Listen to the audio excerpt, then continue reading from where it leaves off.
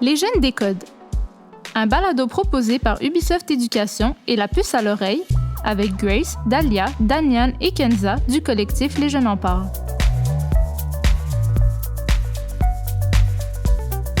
Salut, moi c'est Dalia. Salut, moi c'est Grace. Nous, on s'intéresse aux nouvelles technologies et on s'est demandé si elles pouvaient avoir un impact positif sur les problèmes de société. Aujourd'hui, on discute intelligence artificielle et environnement avec Danian et Kenza. Salut! Salut! Salut! Alors, guys, je me demandais là, c'est quoi que vous savez sur l'intelligence artificielle? Ben, moi, le premier truc qui me vient en tête, c'est robots. Moi aussi, c'est ce que j'allais dire. C'est ce qu'on voit pas mal dans les films, les robots, qui dans vont, le futur. Qui vont prendre le dessus sur l'humanité. C'est ça qui me vient en tête. Donc oui, en bref, l'intelligence artificielle, ce sont des systèmes ou bien des machines qui imitent l'intelligence humaine pour accomplir des tâches et qui peuvent s'améliorer en fonction des données qu'ils recueillent. Exactement. Dans les films, on voit l'intelligence artificielle utilisée par des robots pour conquérir le monde, comme vous avez dit, mais dans la vraie vie, elle est vraiment utilisée pour faire des prédictions et des analyses des grandes séries de données. Sinon, vous pensez qu'on retrouve ça où, l'intelligence artificielle? Dans des applications qui t'aident comme, mettons, tu as un chat avec justement un robot avant d'aller jusqu'à un humain. Ouais, moi, j'allais dire principalement dans nos téléphones, peut-être, puis dans la médecine aussi. Peut-être dans les recherches Google, peut-être dans... C'est ça. Ouais, comme tu dis, Danian, on en trouve beaucoup sur Internet et sur Google. L'algorithme apprend ce qui nous intéresse et nous propose directement une autre vidéo qui pourrait nous plaire ou une recherche. C'est pour cette raison qu'on peut se retrouver à passer plusieurs heures sur YouTube, TikTok, etc. Par contre, Dalia, l'intelligence artificielle, ce n'est pas uniquement YouTube ou Google. C'est aussi utilisé pour prédire la météo, par exemple, ou bien pour faire de la reconnaissance faciale pour la police et pour l'armée. Ouais, il peut aussi avoir un côté un peu négatif à l'intelligence artificielle. Les appareils qui utilisent la reconnaissance faciale peuvent avoir des comportements ou des biais qui sont stéréotypés. En fait, les machines ne font qu'exécuter un programme d'un programmeur. Elles ne peuvent pas juger ce qui est bon ou mauvais. Et il y a aussi beaucoup d'aspects positifs à l'intelligence artificielle. Elle a beaucoup de succès dans l'exploration de l'espace ou bien des océans et dans le domaine médical. Ouais, elle est même utilisée dans la lutte contre le réchauffement climatique. On a d'ailleurs discuté de ça avec Victor Schmidt, qui est doctorant en informatique et qui nous a parlé des avantages de l'IA pour les questions environnementales. On écoute l'entrevue tout de suite.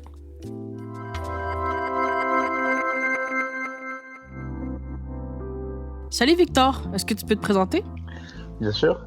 Alors, je m'appelle Victor Schmidt, je suis français, j'ai fait mes études en France et je suis venu au Canada en janvier 2019 pour faire des études de doctorat, donc de recherche en intelligence artificielle à Mila, qui est un laboratoire de recherche en intelligence artificielle qui est partagé entre HEC Montréal, l'Université de Montréal, Polytechnique Montréal, McGill et puis d'autres universités.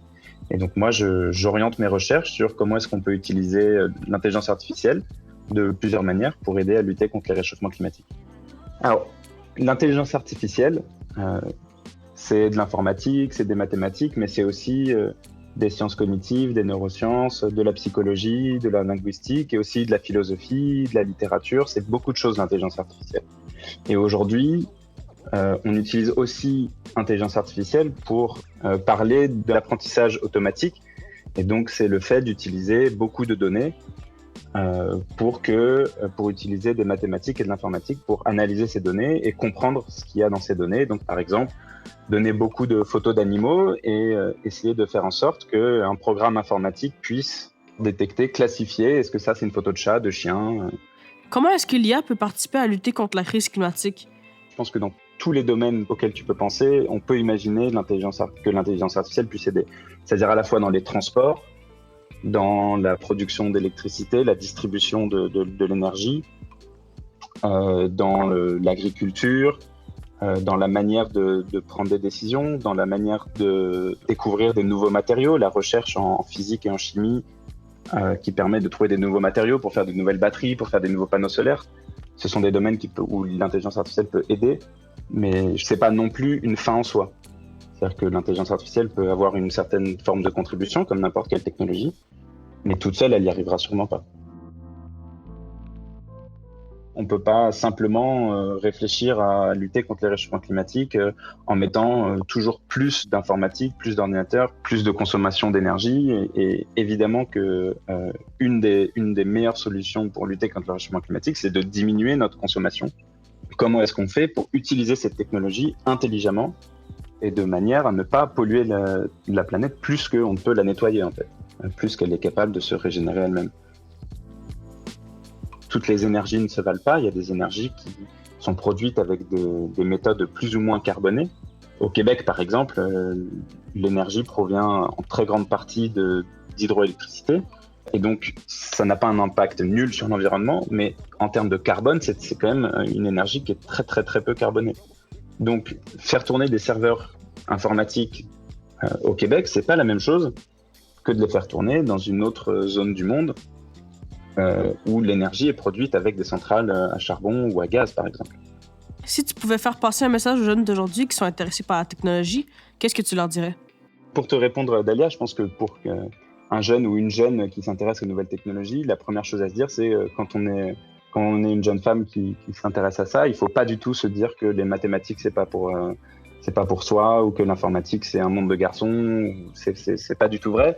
Et la deuxième chose que j'ai envie de dire, c'est que quand on a un domaine comme l'intelligence artificielle ou les nouvelles technologies qui ont beaucoup de financement, beaucoup de pouvoir dans l'imaginaire collectif et dans la manière dont on vit aujourd'hui, je pense qu'on ne doit pas se désolidariser du reste du monde dans lequel on vit, que ce soit la planète, et moi ça m'intéresse tout spécialement, mais aussi l'éducation, la vie en société, et il ne faut pas vivre dans sa bulle technologique ou sociale, même si parfois c'est difficile.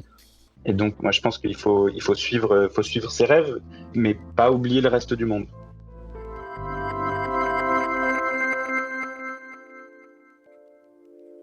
C'est quand même nice comment il a fait une référence au premier épisode par rapport aux femmes, justement, qui disaient que, genre, avec l'informatique, que c'est pas un domaine juste pour les hommes.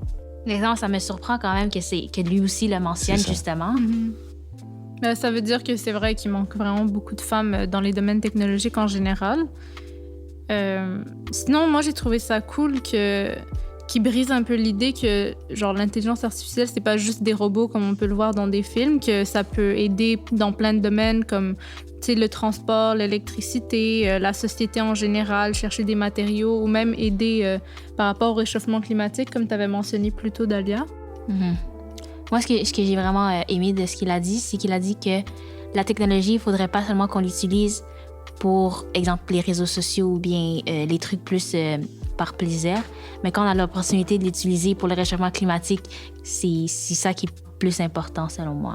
Et le fait qu'il a mentionné que c'est pas nécessairement juste avec la technologie qu'on va finir par vaincre le réchauffement climatique, mais c'est aussi par tout ce qu'on fait dans la vie de tous les jours, par exemple le recyclage, bien le mode de transport qu'on utilise, mais qu'avec la technologie, ça aide beaucoup plus. C'est sûr qu'il faut combiner les deux. Ils vont pas pouvoir juste avec la technologie arranger les choses, mais c'est important de pouvoir mixer les deux pour le futur puis lutter contre le réchauffement climatique. Mais ça m'a quand même ouvert les yeux sur genre tous les domaines où ça peut se retrouver. On voit beaucoup la technologie comme quelque chose qui peut aider, mais je sais qu'il y a aussi des choses qui sont un peu moins bonnes et il faut faire attention à ça. Mais j'ai trouvé ça intéressant, toutes les choses qu'on peut faire de bien grâce à l'intelligence artificielle que je m'y attendais pas. Dans le fond, comment il fonctionne, c'est juste une compilation de données différentes, comme statistiques, et c'est sur ça qu'il se base son jugement, entre guillemets, même si c'est pas un jugement, c'est plus sur le passé et les statistiques. Ce que j'ai retenu le plus, c'est qu'il sait qu'il y a des traces avec la technologie qui peuvent être mauvaises pour l'environnement, mais il tient vraiment à utiliser ça pour contrer encore plus et pour lutter contre le réchauffement climatique. Ouais, c'est ça, c'est important de rester conscient que même si on essaie de changer les choses de façon positive, qu'on laisse quand même une trace, donc il faut faire attention. Moi, je trouve que ça dépend comment on l'utilise, ça dépend de la personne qui est derrière le programme.